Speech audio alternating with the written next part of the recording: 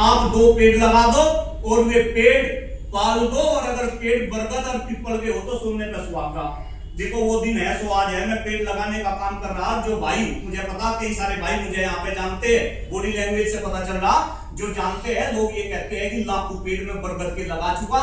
आज के बाद में बरगद बाबा के रूप में भी आप मुझे जानेंगे अलग अलग सोशल मीडिया पे। इसके बाद हम लोगों को योग सिखाने लगे। योग में मेरी बड़ी दिलचस्पी बचपन में है, और एक ऐसा इंसान आपके सामने खड़ा जिसकी पीएचडी कंप्यूटर साइंस में होने के बाद में मास्टर डिग्री योग में भी कर रखी थी। इस देश में जनसंख्या नियंत्रण कानून के लिए एक बड़ा आंदोलन चला, उसमें भी हमारी जबरदस्त हिस्सेदारी रही, लेकिन हम जीवन में एक गलती कर बैठे।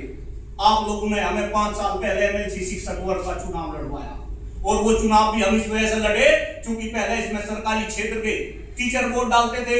आदरणीय ओम प्रकाश शर्मा जी हर बार 8 बार लगातार एमएलसी बने, लेकिन अब इसमें प्राइवेट क्षेत्र के टीचर भी वोट डालने लगे। अब सरकारी की वोट तो होगी कम और प्राइवेट की वोट होगी ज्यादा, और प्राइवेट के अंदर बड़ी बात बोल रहा भाई साहब, माफ करना, प्राइवेट के अंदर किसी मास्टर की इतनी हिम्मत नहीं कि वो अपने मालिक के सामने गर्दन उठा के भी बोल ले वो चुनाव तो क्या लड़ेगा। तो वो चुनाव का घंटी हमारे गले में बांधी गई, और हम उस घंटी को बजाते हुए फिरे जिलों के 9 जिलों में। मैं ताबातोड़ घूमा, हर किसी ने ये चाहा कि मैं एमएलसी बनूं, लेकिन जब रिजल्ट आया तो उसमें आदरणीय श्री चंद शर्मा जी हमारे एमएलसी बने। लेकिन मैंने जो शिक्षा व्यवस्था देखी, जब मैं 9 जिलों में घूमा, मेरी भी अच्छी खासी तनख्वाह है, मेरी मिसिज की भी अच्छी खासी तनख्वाह है, लेकिन जब मैं अलग अलग जिलों में घूमा तो मुझे पता कि इस देश में 5-5, 10-10 हजार रुपए में भी मास्टर काम कर रहे जी। आप तो यहाँ सारे सरकारी क्षेत्र में मास्टर हो सके आपके यहाँ भी कुछ भाई पीटीए में काम करते हो जिनको आप 10-10, 15-15 हजार रुपए देते हो। इस देश में मास्टर इतनी कम तनख्वाह पे काम कर रहे, और देश के नेता कह रहे कि हम इस देश को क्या बना देंगे, विश्व गुरु बना देंगे, विकसित बना देंगे, डेडलाइन भी फिक्स कर रखी।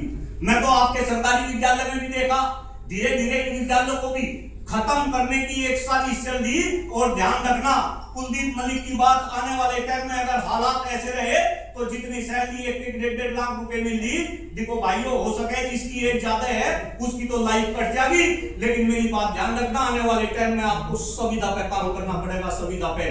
तब आपके बच्चे आपसे पूछेंगे कि मम्मी पापा 1-1 लाख रुपए तनख्वाह मिली थी, ये क्या हुआ। तब हमारे जैसे इंसान को याद करोगे कि एक भाई था मुच्चू वाला जो हमारे लिए संघर्ष कर रहा था, हमने उसका साथ नहीं दिया। पेंशन आपकी खत्म होगी, धाराएं आपकी कमजोर होगी, धारा 18 की बात करो, धारा 21 की बात करो, और सबसे बड़ी बात है कि शिक्षक को हर एक बात का पता, लेकिन वो सब कुछ जानते हुए भी खामोश है जी, कोई बोलता नहीं। तो देखो मेरा आपसे एक निवेदन है, मैं चुनाव लड़ूंगा, वोट भले ही मुझे दियो या ना दियो, ये तो आपका अधिकार है, लेकिन मैं चुनाव लड़ूंगा। देखो किसी अच्छे इंसान को, अच्छे इंसान का मतलब है किसी पढ़े लिखे इंसान को आप अपना वोट दो, आप अपने कैरियर को देखो कि आने वाले टाइम में हमारा क्या होगा। अरे हम तो देश को विकसित बनाने की बात कर रहे हैं, जिस देश में शिक्षकों को सामाजिक रूप से, आर्थिक रूप से और राजनीतिक रूप से खत्म किया जा रहा हो, क्या वो देश कभी भी शुरू बन सके। अभी आप देखो, अगर हम विकसित देश की बात कर रहे हैं, कोई भी विकसित देश है उसका बजट जीडीपी का 6% या उससे ज्यादा है। अभी भी परसों बजट आया, अभी भी जो है 3% से नीचे रहेगा। तो देखो मेरा आपसे निवेदन है, और एक बात और कह के अपनी वाणी को विराम दे रहा, हम सबको बांट रखा जी, बांट रखा। और हमारे यशस्वी मुख्यमंत्री आदरणीय योगी जी कहते हैं बटोंगे तो कटोंगे।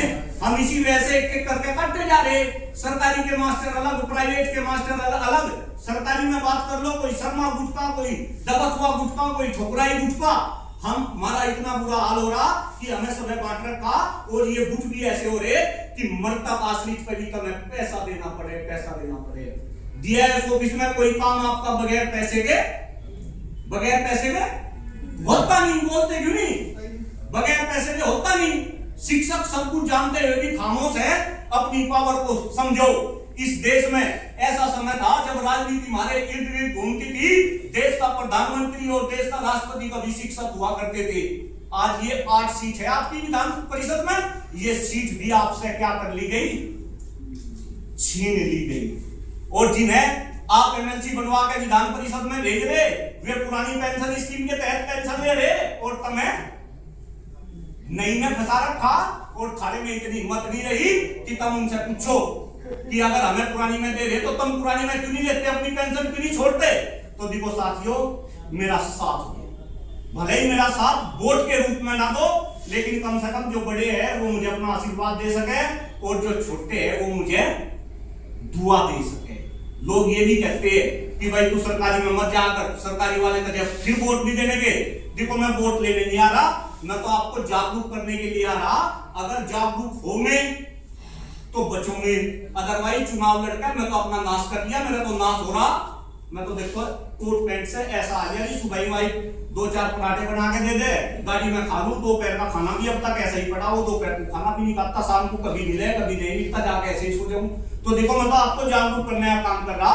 जागरूक होंगे तो बचोगे, अदरवाइज ऐसे खत्म हो जाओगे, ऐसे खत्म हो जाओगे जो कर गधे के सिर से सीन गया। मैंने कुछ गलत कहा हो, हाथ जोड़ के मैं क्षमा प्रार्थी हूं, अदरवाइज अपनी ताकत को पहचानो। हम सोसाइटी के अंदर शेर हुआ करते थे। मेरे मम्मी पिताजी जब गांव में कर चलते थे, जहां भी निकल गए मास्टर जी नमस्ते, मास्टर जी नमस्ते। मुझे भंडागर का कोई भी नेता बना, हमारे घर आकर मम्मी पिताजी के 5 छू के आशीर्वाद लेते थे। अब हमारी औकात खत्म होगी, अब हम नेताओं के पैर छूने लगे। नेताओं अपनी औकात को समझो, हम राष्ट्र निर्माता है, हम इस देश को बनाने वाले हैं। आपके दम पे ये देश विकसित बनेगा। झूठ बोलते हैं देश के नेता कि वे इस देश को विकसित बनाएंगे। अगर विकसित बनाओगे तो उसे विकसित बनाने वाले आप होंगे। विकसित भारत का रास्ता केवल और केवल शिक्षा के गलियारे से होकर गुजरेगा। इस आशा के साथ सभी को मेरे विचार पसंद आए होंगे। आदरणीय प्रधानाचार्य जी का नंबर मैंने लिया, मैं इनको अपने ग्रुप में जोड़ के एडमिन बनाऊंगा। आप सभी को जोड़ेंगे, किसी भी भाई का कोई भी काम हो। देखो हार गया, लेकिन हारने के बाद भी मैं खरा दिल जीत रखा। इतना काम तो जीतने वाले प्रत्याशी न करा होगा जितना हमने हारने के बाद करा दिया। आपका कोई भी काम हो, कोई भी भाई बहन मुझसे संपर्क कर सके। आपका बहुत बहुत आभार, बहुत बहुत धन्यवाद। आदरणीय प्रधानाचार्य जी का भी धन्यवाद, आपने बहुत कम समय में मुझे यह बात रखने का मौका दिया। जय हिंद, जय भारत, जय शिक्षक समाज। Thank you.